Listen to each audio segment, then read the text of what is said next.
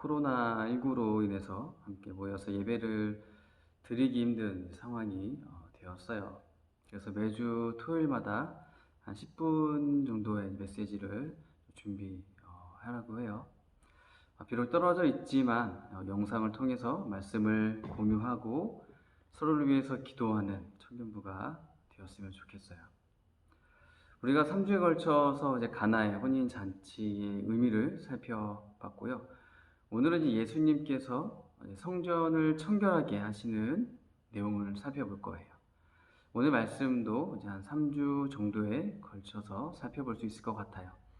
2장, 요한복음 2장 13절부터 22절까지 제가 한번 읽어보겠습니다. 유대 사람의 유월절이 가까워지자 예수께서 예루살렘으로 올라가셨는데 성전뜰에 소와 양과 비둘기를 파는 사람들과 환전상들이 앉아 있는 것을 보시고 노끈으로 채찍을 만드셔서 양과 소와 함께 그들을 모두 성전에서 내쫓으시고 돈을 바꾸어 주는 사람들의 돈을 쏟아 버리시고 상을 둘러 엎으셨다. 비둘기 파는 사람에게는 이것을 걷어 치워라. 내 아버지의 집을 장사하는 집으로 만들지 말아라 하고 말씀하셨다. 제자들은 주의 집을 생각하는 열정이 나를 삼킬 것이다 하고 기록된 성경 말씀을 기억하였다.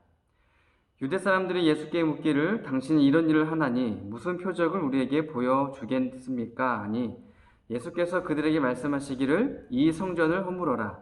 그러면 내가 사흘 만에 다시 세우겠다 하였다. 그러자 유대 사람들이 말하였다. 이 성전을 짓는 데 46해나 걸렸는데 이것을 사흘 만에 세우겠습니까?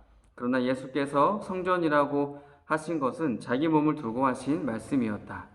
예수께서 죽은 사람 가운데서 살아나신 뒤에야 제자들은 그가 말씀하신 것을 기억하고서 성경 말씀과 예수께서 하신 말씀을 믿었다. 아멘. 자, 오늘 살펴볼 이 성전 청결 사건은 마태, 마가, 누가복음에도 기록이 되어 있는데요. 그런데 이 마태, 마가, 누가복음에서는 예수님께서 이 십자가에 못 박히시기 전인 그 마지막 주간에 이러한 일어난 사건으로 기록을 하고 있어요. 반면에 요한복음에서는 예수님의 사역 초기에 일어난 사건으로 기록을 하고 있어요. 왜 서로 이 시간상의 그런 기록이 다른 이유가 무엇일까요? 요한은 의도적으로 이 성전 청결 사건을 예수님의 사역 초기, 그것도 이제 가나의 혼인잔치 뒤에 배치를 한 거예요.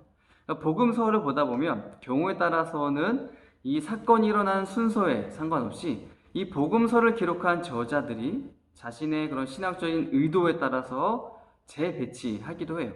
그러니까 오늘 본문이 그런 경우에 속하는 거죠. 요한이 이렇게 한 이유는 우리가 앞서 요한복음 이제 2장부터 4장까지는 옛 것을 새 것으로 새롭게 하시는 그 예수님이 주제라고 했어요. 그래서 가나의 혼인 잔치를 통해서 옛 율법을 대신하는 새 복음이 예수님이시라는 것을 살펴봤고요. 오늘 본문인 이 성전 청결 사건도 역시 옛 성전을 대신하는 새 성전인 예수님을 보여주기 위해서 의도적으로 이제 주제별로 하나로 묶은 거예요. 그렇기 때문에 공관복음과 이 시간이 다르다고 해서 요한복음이 잘못됐거나 틀린 게 아니라는 말씀인 거죠. 이러한 부분을 염두에 두고 이제 말씀을 살펴볼게요. 13절에 보면 예수님께서 예루살렘으로 올라가셨어요. 그 이유는 6월절에 가까웠기 때문에 6월절을 지키기 위해서였어요. 이 6월절 의식은 매년마다 예루살렘 성전에서 행해졌어요. 그리고 이 시기는 3월 말이나 4월 초에 지켜졌고요. 모든 유대인 남자들은 이 기간 동안에 예루살렘을 방문했어요. 그러니까 이스라엘에 있는 유대인들 뿐만 아니라 주위의 여러 지역에 흩어졌던 이 유대인들까지도 절기를 지키러 왔었다. 이처럼 6월절은 유대인들에게 있어서는 이 애굽에서의 노예 생활에서 우리들을 구원한 하나님을 기억하고 감사한 매우 중요한 절기였어요. 이러한 6월절이 가까이 왔을 때에 예수님께서 예루살렘을 방문하시고 성전을 청결하게 하는 사역을 하신 거예요.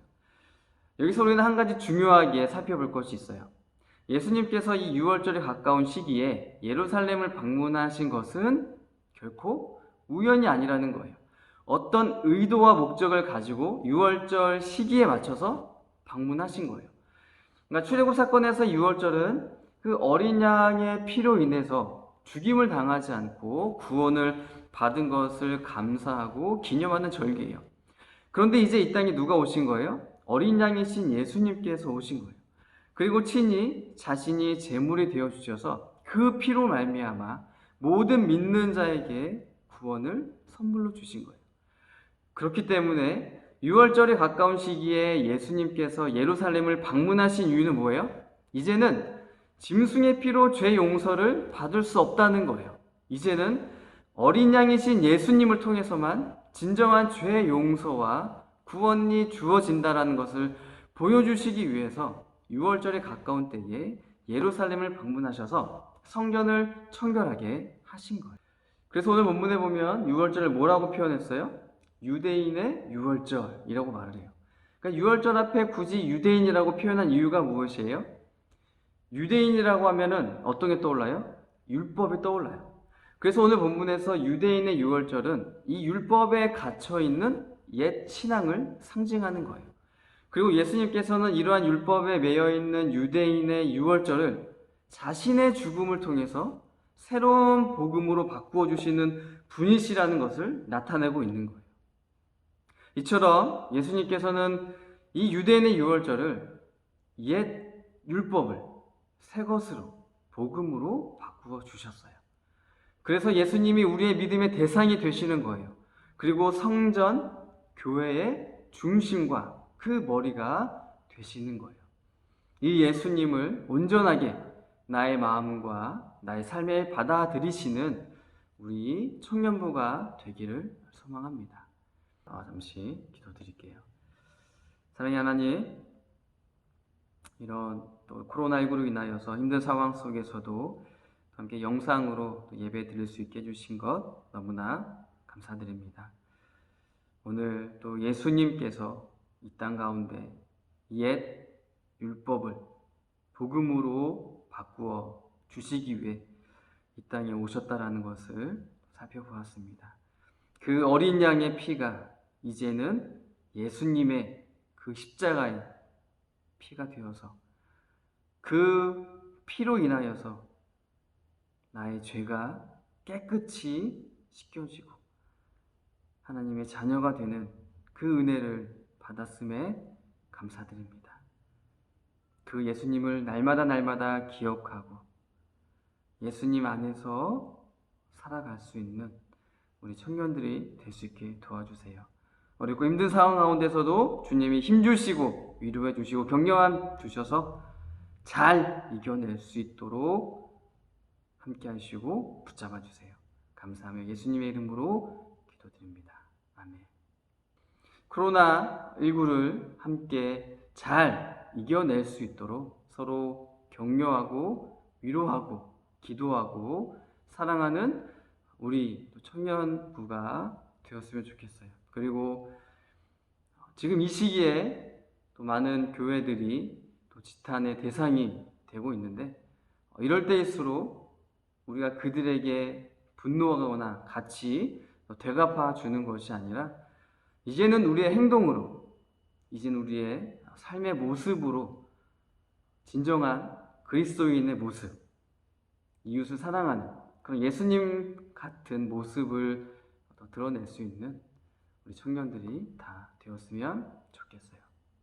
어디 있든지 힘내시고 또 함께 만나서 또 예배 드릴 날을 기대하면서 또 기도로 잘 이겨냈으면 좋겠어요. 다음 주 또 영상으로 만났으면 좋겠네요.